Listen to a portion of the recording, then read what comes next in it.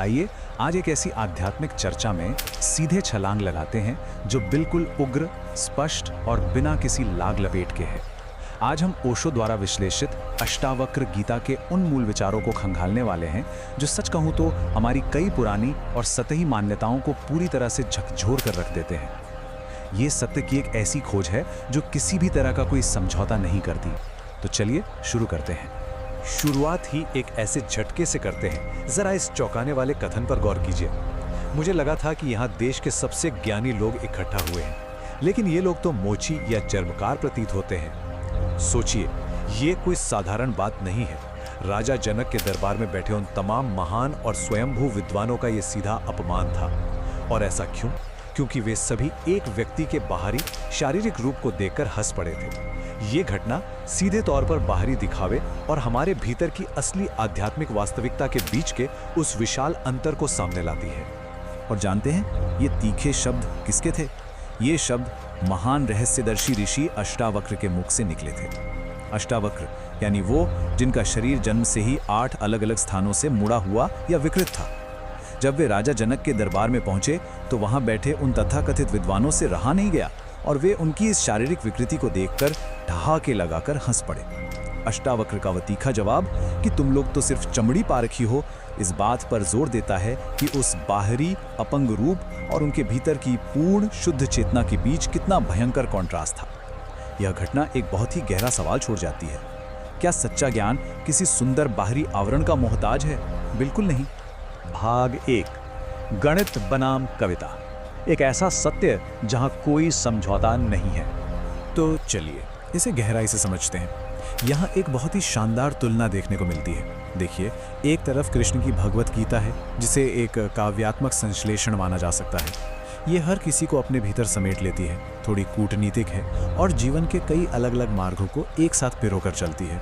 लेकिन दूसरी तरफ है अष्टावक्र गीता, जो बिल्कुल शुद्ध गणित की तरह है। यहाँ केवल मिलावट रहित कठोर सत्य है। अष्टावक्र के वचनों में कोई काव्यात्मक छूट नहीं है और ना ही कोई बीच का रास्ता है। यही वजह है कि राजनीतिज्ञ या विचारक अपने सिद्धांतों को सही ठहराने के लिए भगवत गीता का तो बखूबी इस्तेमाल कर लेते हैं, लेकिन अष्टावक्र की शिक्षाओं के साथ वे ऐसा बिल्कुल नहीं कर सकते, क्योंकि अष्टावक्र रोने के लिए कोई कंधा नहीं देते। उनकी पहली और आखिरी मांग यही है कि अहंकार को पूरी तरह से छोड़ना होगा, जो कि हमारे मन के लिए सच में सबसे मुश्किल काम है। यहाँ से कोई भी अपनी सुविधा अनुसार व्यक्तिगत मान्यताओं को नहीं निकाल सकता।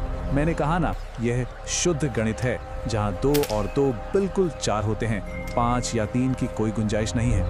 भाग 2, माया का भ्रम, कर्ता बनाम साक्षी। और ये बात अद्वैत वेदांत के उस बुनियादी दर्शन को बहुत ही शानदार तरीके से स्पष्ट करती है, जहां व्यक्ति मूल रूप से कर्ता यानी काम करने वाला नहीं है, बल्कि केवल एक साक्षी या देखने वाला है। जब तक ये भ्रम बना रहता है कि मैं कर रहा हूँ, तब तक चिंता, अहंकार, लगाव और दुख पीछा नहीं छोड़ते। और असल में यही तो माया है। लेकिन जैसे ही कोई साक्षी भाव में आता है, यानी सिर्फ एक दृष्टा बन जाता है, वो इस माया जाल से तुरंत मुक्त होकर शुद्ध चेतना का अनुभव करता है। कर्तापन का बोझ हटते ही जो बचता है वो सिर्फ परम शांति है। अब आगे बढ़ने से पहले एक छोटी सी बात साफ करना जरूरी है। अद्वैत वेदांत के हलकों में ओशो द्वारा की गई इन व्याख्याओं पर अक्सर तीखी बहस होती है। कुछ लोग उनके विचारों को बहुत ज्यादा विवादास्पद और यहाँ तक कि नास्तिक भी मानते हैं। खैर, हमारा उद्देश्य यहाँ किसी का पक्ष लेना या किसी विशेष विचारधारा का प्रचार करना नहीं है। हम यहाँ पूरी तरह से तटस्थ होकर केवल उन मूल विचारों को समझ रहे हैं जो इस ग्रंथ से जुड़े हैं। भाग 3, अमन का दर्पण, परम सत्य का प्रतिबिंब।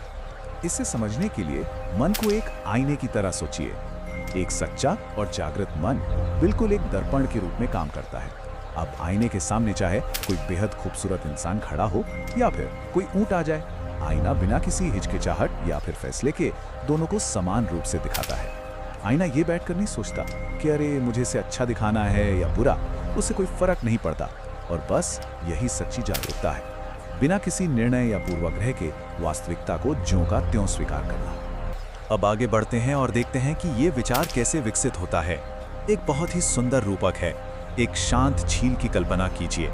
जब इच्छाओं की लहरें पानी को अशांत करती हैं, तो उसमें चमकते चांद का प्रतिबिंब पूरी तरह बिखर जाता है।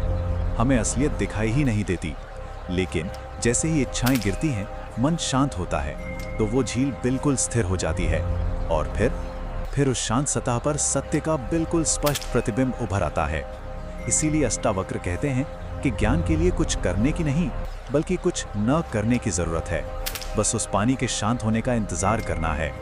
तो लबोलुबाब ये है कि ये ज्ञान योग है, लेकिन ध्यान रहे ये कोई किताबी या बौद्धिक ज्ञान नहीं है। ये एक अनुभव है। इसे आप कदम दर कदम लॉजिक लगाकर नहीं पा सकते।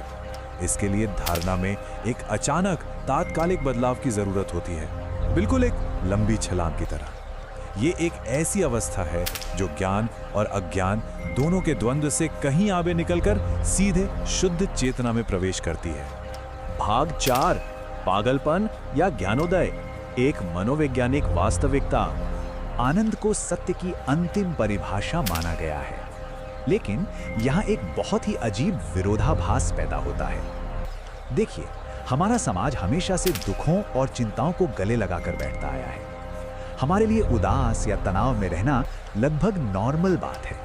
इसलिए जब कोई व्यक्ति बिना किसी बाहरी कारण के अकारण ही खुशी और परमानंद का अनुभव करने लगता है, तो दुनिया की तथाकथित बुद्धि उसे तुरंत पागलपन करार दे देती है। मतलब दुनिया को यह बात हजम ही नहीं होती कि कोई बिना किसी ठोस वजह के इतना खुश कैसे हो सकता है।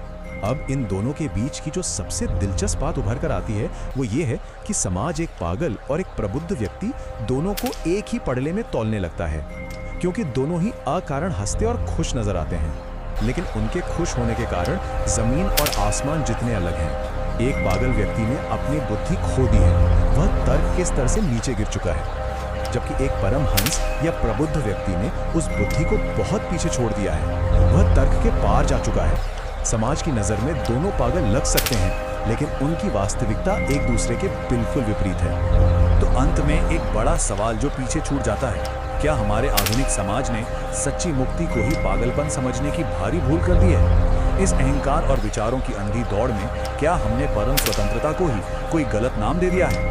ये सच में सोचने वाली बात है। खैर, सच्चाई चाहे जो भी हो, अष्टावक्र के ये सूत्र हमें बार बार यही याद दिलाते हैं कि वास्तविकता कभी भी वैसी नहीं होती जैसी वो ऊपर से दिखाई देती है। इसी विचार के साथ हम आज के इस विश्लेषण को यहीं विराम देते हैं। ज्ञान की इन गहराइयों को जानने की उत्सुकता हमेशा बनी रहनी चाहिए।